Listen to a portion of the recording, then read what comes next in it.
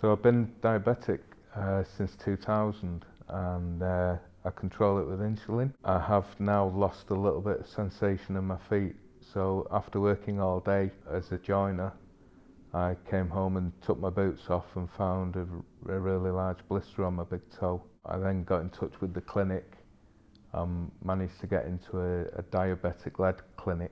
As a self-employed person, when I went to the clinic, it would mean that I wouldn't earn any money that day, which is probably one of the reasons that I was missing going to the clinic. Before I had any issues with my feet, I was having my diabetic checkups every 12 months. I didn't actually see a podiatrist. With me having diabetes, I have a limited feeling in my feet. I'd been at work all day and hadn't realised that I'd got a rather large blister. I went to the diabetic unit and they said to me that I had an ulcer on my toe.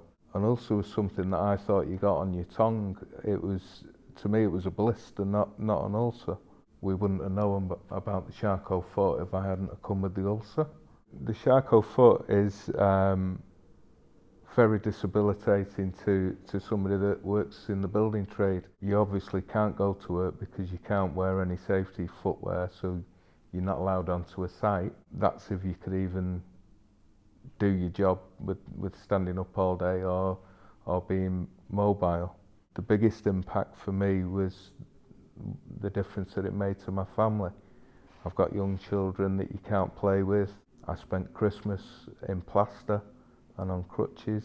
When I went to the clinic, it was a diabetic-led clinic, and I thought I was going to have this quite large blister on my toe treated. I thought it'd be maybe a week off work, a bit of a plaster, and away you go. When I got there, I was basically felt as though I'd been beaten up by the podiatrist and the diabetic specialist with some home truths. I was told that if I didn't give up smoking, within 10 years I'd be dead. I wouldn't be able to see my children grow up.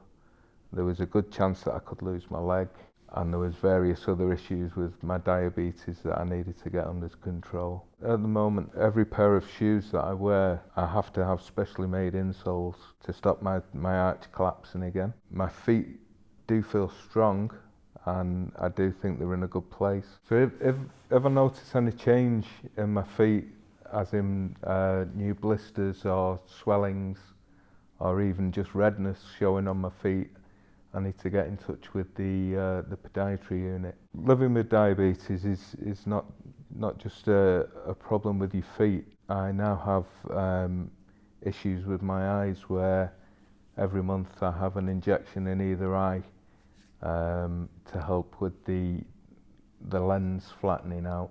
So that's not the most comfortable thing that I've ever had to do. Also, I have kidney disease and have to have dialysis every other day.